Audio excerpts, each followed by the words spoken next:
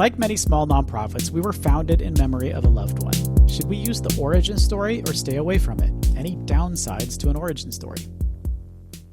Absolutely no downsides, in my opinion. I think origin stories are really powerful.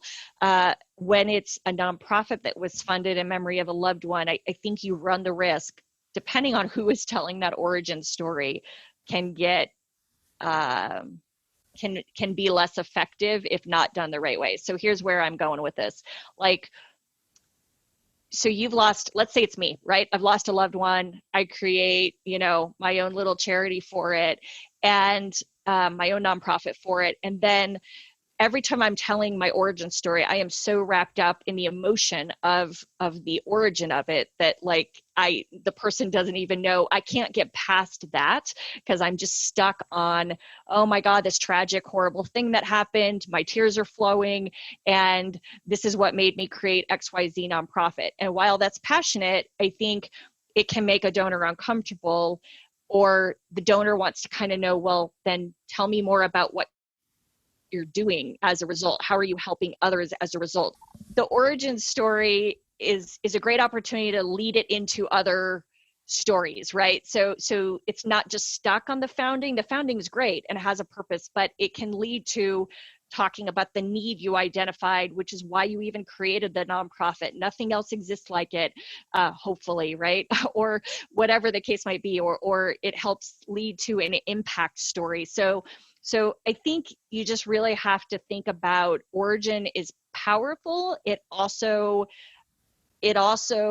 can be really done poorly if it's not the right person sharing the story and doing it, kind of leading it to a larger picture story. Yeah, I think one of the things he said was, I think the key there is that it needs to lead to the impact story, right? So, because as humans, we respond well to narrative. Like we want to know what the story is. We want to know why your organization exists.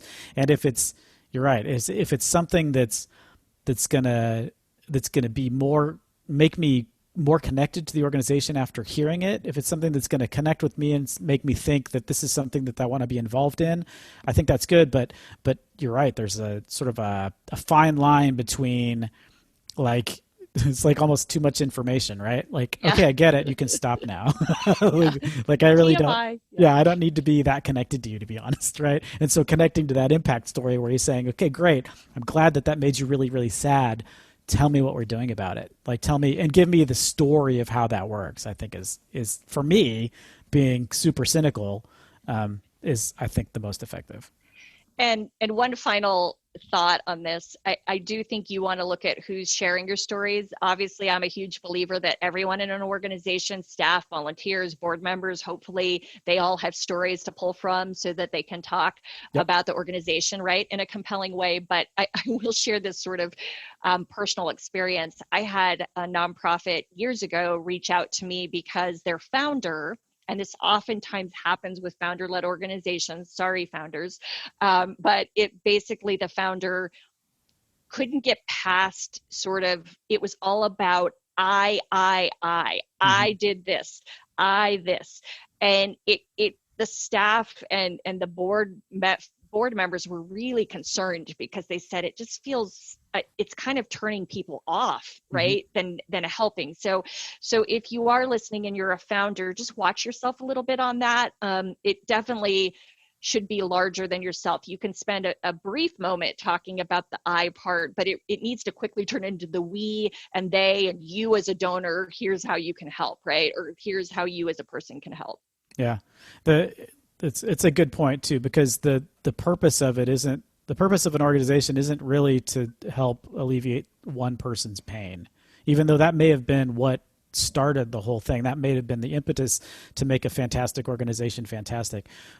Several of the organizations I work with, we've been really clear about there is a tour that you will do. You'll bring in people into, especially if you have a space that you need to share. You'll bring people in, and there's a very specific written tour that people work on, that in certain places, as you're walking people around the space, you're talking about certain things and having some sort of story about something, the reason that this we're standing in this place, and here's a reason that this place is important, and here's a story that's going to give you more information to help you connect this physical activity that we're doing or this physical space that we're in with something that's going to help the community in a meaningful way. That can relate back to your origin story if that's important, but a lot of times it shouldn't. A lot of times it should be talking about what we're doing right now to solve whatever challenge that we're solving, or how the thing that we're doing right now helps the community, and why where you're standing is important as part of that too. So, I think origin stories are great. I think superhero movies tell us anything. People like hearing them over and over and over again. I've seen like 9 Spider-Man movies that are basically he gets bit by a spider again. Wait, You'll be surprised. It's a spider. He bites him. He was radioactive. So like having that next story is probably important too. Nonprofit governance. Nonprofit answers. Nonprofit board. Nonprofit management. Nonprofit marketing. Nonprofit resources. The Alliance for Nevada Nonprofits presents Nonprofit Everything, the podcast about everything nonprofit, with your host, Andy Shurick and Stacey Wedding. Hey everybody, welcome to another episode of Nonprofit Everything. Got my fantastic co-host Stacey Wedding with me, and we are here to answer a bunch of awesome questions from you, our listeners, which reminds me to say that is why this podcast exists. It's because we get questions from our listeners. Stacey and I think about them. If we don't know the answer, we will pitch it out to a guest expert. So we encourage you to send us those really complicated, touchy, tacky, gnarly questions. We just, the grosser the better. See if you can stump us or make us actually do a bunch of research. That would be great too. This is all made possible by the Alliance for Nevada Nonprofits. So thank you to Ann. One of the ways that you can support the podcast, in addition to sending us questions, is to become a member. So go to the Alliance for Nevada Nonprofits.com. Check out the cool member benefits there. It's only $150 a year. It's good for your entire organization. So if you have an organization with like 1,000 people in it, it's only $150. So if you amortize that out, it's just a tiny fraction. So go ahead and do that. And with that, we will get into the questions. Today's podcast is sponsored by Immunize Nevada. Arm yourself by getting your annual flu vaccine. It protects you, your family, and those working on the front lines. Do your part. Get your flu vaccine by Nevada Day. Visit nvflufighter.org for more information and to find free and low-cost clinics.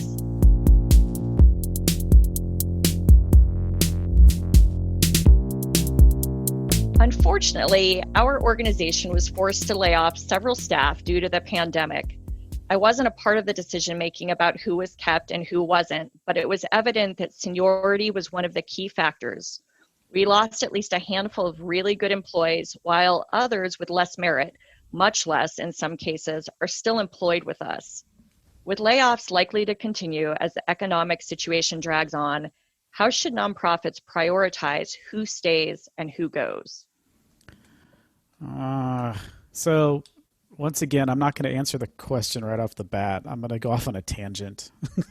You love those tangents, don't you, Andy? I'm going to go off on a tangent. So let's talk about layoffs just in general, because here's what I think is happening. I mean, obviously we are in a very strange, unusual situation, right? Where there's tons of uncertainty. We can't do a lot of the fundraising things that we were used to doing. There's huge amounts of unemployment certainly for basic needs charities. The need is going through the roof. And yet donations are probably, I don't know. I don't think we have enough data yet to say whether or not this is going to be like 2008, where we saw the flow of fundraising change, where like the kinds of things that people were giving money to changed, but the total volume of money didn't change. I don't know if we're going to see that, or if this is going to be something a little bit different. Like the stock market's still really hot for some completely unknown reason. Bizarre. So is the housing market, right? Like I keep talking to friends who are in the work for home builders who said they've had the busiest last few months than they ever have. So It's kind of crazy times. Yeah. So all of the like your typical recession economic indicators are all over the map right now, which makes it hard to predict. Like, is this going to be a super long, are we going to turn it around really fast? Like once there's a vaccine available and people start using it, are we going to just like pop right back out of it? Like what's the change going to look like? So I mean, recognizing that uncertainty is baked into this answer. Layoffs are the reason people typically do layoffs is because they see a short-term cash problem and they look at their budget, and the biggest line in many, many cases is the salary line. And so they think, well, since that's the biggest line, maybe that's the easiest way that we can address our shortfall is by attacking what's the biggest line. And what they don't do is think about sort of the long-term impact of layoffs, of what that all of the direct and indirect costs that go along with doing a layoff. And we'll talk about those in a minute because that does kind of answer the question. But when, and I don't even know who I'm talking to at this point, but if you're in the position where your nonprofit is considering a layoff, my first recommendation is to take a step back and recognize that in all of the literature and all of the research about when layoffs are appropriate and when layoffs are effective, that it's actually exactly a mixed bag, that 50% of layoffs don't do what you want them to do. They don't solve your problem. And 50% of layoffs do. And the difference is that when the layoff is part of a broader strategic restructuring, like we're looking at our organization, we're saying, okay, we used to do these things, and now we no longer want to do those things. We're going to pivot to this completely new model. We're changing our model completely, and because of that, our workforce needs to look different. So we need to modify the way our workforce is. We need to have different people in different roles. We may need to have far fewer in this area and far more in this area. So we're actually doing a major restructuring because we've taken a new strategic direction. That's when layoffs are effective. Layoffs are not effective when you're like, oh no, the economy's tanking. We've seen at this point, we've seen a 1/4 drop off in donations. We can't hold our gala fundraising event. Pull the fire alarm. We're going to fire half the staff because that's the only way that we're going to keep this building, right? That's 100% of the time, that's the wrong thing to do. Right. Well, and the other thing, when I was reading this question, my assumption is, given that they said that, people with the most seniority seem to be the layoffs, and those with and I'm sure it's because my assumption here is it's because they were making the most money, right? The people with the most seniority oftentimes make the most money. And so I'm sitting here just going, and it talks about, obviously seniority is one of the key factors, and there's employees with less merit that are left, and it makes me think, did this organization just kind of go across the board and say, okay, let's get rid of all of our high paid positions, right? And let's keep the sort of the ones that are not as painful to our budget line item. I mean, Yeah. which I read that the other way. I read it as, Did you? they didn't say, I assumed that, so what it says, the question says it was evident that seniority was one of the key factors. The way I interpreted that was that if you've been here for longer than X number of years, you got to stay. And if you're brand new, that's where we decided to make that cutoff. Interesting. And I totally looked at it different. So yeah, who knows? Well, recommend. So both are stupid. Both are stupid. Both are dumb. Yes. That's the bottom line, right? Because Andy, that was to your point. What my advice was going to be if the person who wrote this can share this or is in a decision making role in some way. My advice is, what is your plan? Are there programs that you've decided to cut, or services, right, that you, through because of the pandemic or looking longer term, you just realized, hey, we kind of got into this program or service that really hasn't benefited the community or had the impact we want. So now is the time to take it away. And there's a staff position that's tied to that. Then it's a lot more strategic about, right, where are we going as an organization? And what changes are we making as a result of the pandemic, and that'll probably last potentially after the pandemic. And then if we're going to lay off, then let's do it based on that versus this sort of gut, reaction, or this super reaction that doesn't take into account anything about the organization's future. Right. So I think the seniority, the reason that even came up is because they were trying to come up, my assumption is that the leadership was trying to come up with some kind of procedural fairness. They're trying to think of a way that they didn't have to think about hard things like, is our strategy broken? Is the space that we're in overcrowded? Do donors just not care about this issue anymore? Do we suck at grant writing? Like, whatever the true underlying reason of not being able to weather this. And it's only been a quarter. Like, we haven't been this isn't a 2-year long downturn. This isn't a 2-year long pandemic. This is a quarter. And it's looking bleak. I mean, nobody's happy about where we're at right now, obviously, but that doesn't mean that, I mean, if I don't know. I think layoffs right now just seem like such a gut, reaction, unless there's something, structurally wrong with your organization that you physically cannot operate for the next 2 years. And you've got such a long, anyway.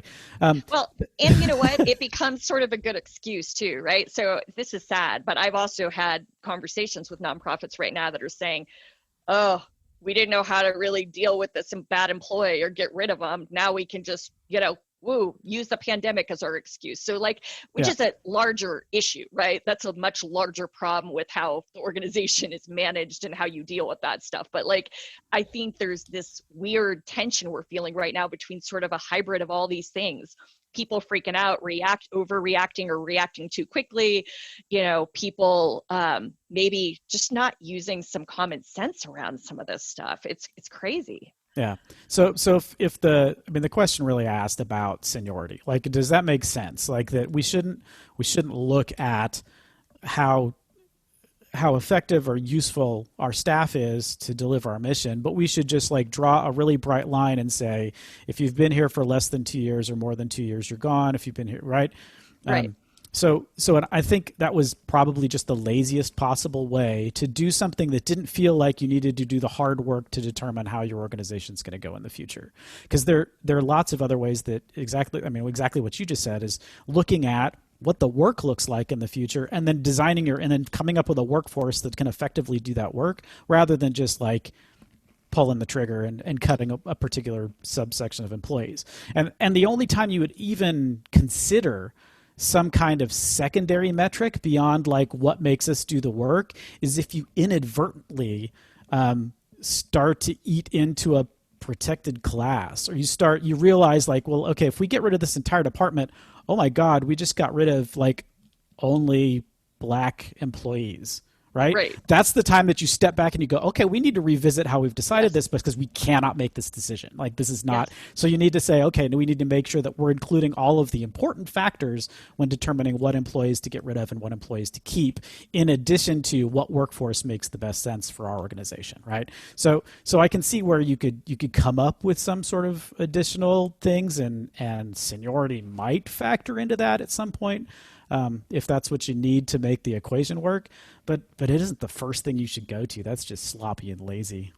So I guess I feel like you're probably going to touch on some other factors, and you talked about indirect cost. And I mean, one of the things I was thinking about through all this is you and I both know, Andy, that the cost to onboard and train a new employee is incredible, right? So it also feels like there's thinking about losing someone who's maybe had some history with the organization or already gotten trained is losing a big investment more than just that one thing on the budget, right? So it's sort of thinking about, and then how does that impact your work?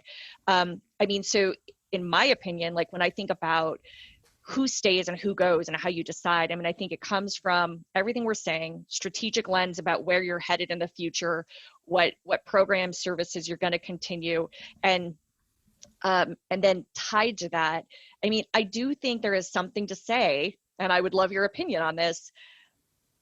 I think you need to think about the skills and abilities and sort of qualities of those on your team, and who is going to rally during these tough times, who is going to help you get back to a better place, because that we all know there's some employees that are not those employees. And if I'm an employer, that's going to weigh into my decision, whether I'm putting that on paper or not. That is going to be in the back of my head thinking so-and-so's always been a team player, a good sport, has always kind of done that. I don't think that's the only factor, but I think it's one that honestly, the organization will come back ahead better if they have someone who's got the right mindset. So I don't know if you think that's totally dicey, but that's my opinion. No, I think you're exactly right. And I made a list which includes what you just said. I made a list of things that when someone, if you're in a leadership position and somebody else says, I think we should do a layoff, I've made a list of things that you should throw back and say, okay, you think you're going to save all this money. Let me tell you all of the things that you're going to lose or all of the additional costs. So number one, when you get rid of people, if they've been there for any period of time, especially if you're getting rid of somebody that's been there for more than a year, you're going to have to come up with some sort of severance. They just don't walk away and you immediately lose the cost. You lose the ability of that employee to work for you, plus 2 weeks or a month or 3 months or whatever you decide is enough to soften the blow to make this person not hate you forever, right? Or assuage your personal conscience about this terrible thing you just did. So you've got severance pay. You may have to pay for accrued vacation, accrued sick pay. If that's your policy when somebody leaves, you may have to add that in there. There could be additional employee benefits and health benefits that you're going to end up paying for another 3 months. You may have short-term, long-term disability, like all of these other insurance payments. It costs money to process people. Your HR team is going to need to spend time doing this instead of what they're supposed to be working on. When we come out of this in a year or whatever, you're going to spend a bunch of time rehiring or trying to chase down all those old employees who actually have that institutional history and they know about your organization. You're going to have to advertise for those positions. You're going to have to track them down. You're going to have to spend time bringing them back up to speed on all the stuff they missed for the 6 months that you got rid of them. You're going to have, exactly as you said, you're going to have, for the employees that are survivors of your bloodbath, you're going to have low employee morale, because the first thing, once you announce a layoff, everybody that's not in a leadership position automatically assumes it's your fault as the leader. Like, the reason that we're doing this right now is because you're terrible at planning. And who's next? Like, are we going to, if this gets worse in another 6 months or something, what if we have an earthquake on top of this, right? If you're someplace else in the country, what happens when tornado season or hurricane season starts and we have 2 disasters on top of each other? Like, I'm just going to go start looking for another job now because I don't trust that you're going to be able to keep the wheels on this bus long enough for us to get through this. So they're going to be low morale. They're going to be risk averse. They're going to be looking for new jobs. Because you just got rid of a bunch of people, they're all eligible for unemployment. And so your unemployment rate for your organization that you pay, that rate's going to tick up. So you have to factor that cost in. If you're getting rid of a lot of people, you've also increased the risk that you're going to see an EEOC claim, that someone's going to say, the reason you hired me is the reason you got rid of me is you say it's because of the pandemic, but it's really because I'm a member of a protected class and you're trying to discriminate against me. And so you're going to see EEOC claims, regardless of whether or not it's a true statement. You're still going to get those claims against you, and you're going to get lower productivity from the survivors that are there that are just in the hallways talking about what a nightmare that you've just created. Loss of institutional memory, like especially if you're getting rid of those people that have been there a little bit longer. Every time you get rid of an employee, when they leave, they don't just take their house plant or whatever, right? And their phone charger. They take all of the accumulated knowledge that they've gained from working at that desk and doing that job for the length of time that they've been there. That is something that you need to pay to replace. It's the amount of time it takes you to onboard a new employee. So unless you're considering that entire basket of stuff when you decide to make the layoff decision, you're making a dumb decision. Well, you've really, I will tell you, I'm like breaking out in hives just listening to that long list. So, and so whichever employers are using, just doing these random layoffs, I hope they hear this and like break out in a cold sweat like I am, because it really is though. There's other ways, right, to either increase revenue or reduce expense. And so maybe the idea here is that, it doesn't always have to be, it's like on the backs of people and on good employees. Yeah. So recognizing that payroll is a really high expense, like there are other options in addition to layoffs. So if layoffs is one of the things that you're thinking about, you should also be thinking about all of the other things that could potentially reduce your payroll costs. So you can do a hiring freeze. I know a lot of people have done hiring freezes as the pandemic starts because they're like, let's just, if somebody leaves and great, they leave, let them leave, fantastic. We just won't refill their position. You can make people take mandatory vacations. You can reduce the work week. You can make sure that you're not spending extra money in overtime. If you're having to pay overtime, you can do salary reductions. I think in 100% of the cases, people would say, okay, I've got two options for you. We can either fire you or we can reduce your salary. And I think a very large majority of people, I mean, you still have a lot of those morale problems that come along with that. But I think a lot of people were probably more likely to accept a salary reduction than they are to accept a layoff. Well, and I think the morale problems with a salary reduction are lessened if it's a salary reduction across the board, right? If employees know perhaps it was just a whatever percent that is, a 10% salary cut across the board, it feels a little more palatable. I've talked to a couple of organizations during these tough times, and they've talked about, their CEOs or executive directors who are paid well at more mid-sized organizations have said they've chosen and they've announced to staff that they're going to not take a salary for a few months, or they're going to reduce. Their first step is their own salary, like reducing it. And I think that's a super symbolic, kudos to them that they're able to do that and they have a life where they're able to do that. But that, talk about doing just the opposite of increasing morale among employees, going, wow, that's a leader that cares, right? Like, I just think there's so many ways to kind of slice this that can make it a little less painful for everybody. Yeah. And one of the really cool things about being a nonprofit is you have the ability to donate money to your own organization. Yeah. And if you are in a position if you're in a leadership position and you're making more than the average wage of the rest of the employees in your organization, I mean, that is a really effective way to help solve some of this. I mean, obviously, if you're in a giant organization, it's not going to help much. But if you're in a smaller organization and somebody's getting paid, $180,000 a year to do a job, and there are people who are making $40,000 a year, and those are the ones that are on the line for being laid off, maybe you make a $10,000 gift to your organization this year. Talk to your board about it. Say, here's what we'd like to do.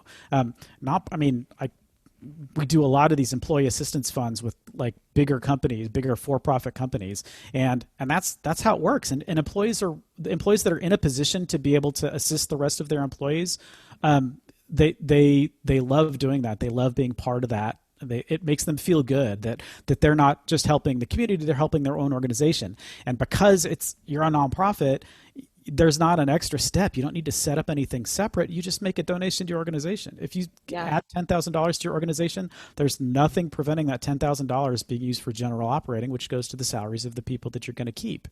So I love that. And I know that we're not doing this we're not looking at this from sort of the incentive to the person donating, but if they do itemize and meet some of those thresholds, and given some of even the changes in that landscape right now, I mean, perhaps, if they want to look at it like, hey, I'm not only helping the organization with a large donation, but I'm also helping, I can write this off, if they meet all the thresholds. So kind of a double benefit. And I'm always just suspicious in general of executive directors and CEOs that don't make donations to their own organizations. It always feels weird to me. It feels like if you're in that position, you're making that money.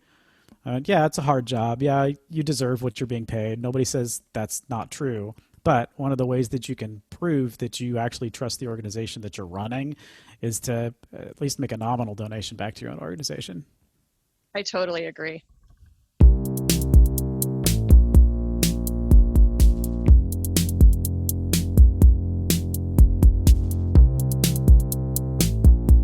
Andy, do you ever wish people could actually see us when we're doing this podcast? No, because I don't know. Then I might have to take a shower, like clean up, shave. I think where I'm going with this for all of our listeners, I wish you could see sort of we have all sorts of like, we're animated when we do this, and I hope you could hear it in our voices, but we get animated or make faces of each other, or I have to go take a break to go get water or deal with the dogs. And so, it's just kind of an interesting behind the scenes look that I think would be a funny spoof reel if you could actually see us, but you can't see us. So we're just going to put that picture in your head so you can, laugh a little or chuckle a little bit about these two weirdos doing this. So anyways, but thank you for listening listening to another episode of Nonprofit Everything, where we do our best to answer your questions. One of the true, kind of a guilty confession I have is that I always spend time poring over the questions before these podcasts and thinking about my answers and writing down notes, sometimes doing research if I'm less familiar with something. So I kind of nerd out on this stuff, and thank you, because you're making me a better person with this. And Andy, I think you wing it a little bit more, right? Can you tell? No, No, it depends on the question. Right? You're brilliant enough. He's brilliant enough. He doesn't need to do that, but I'm more of a planner. So anyways, but with all that said, please send us the questions. Any question matters. We love them all. And it is what kind of energizes us with this. So thank you for listening. Thank you for your support. And thanks to Anne for making this possible.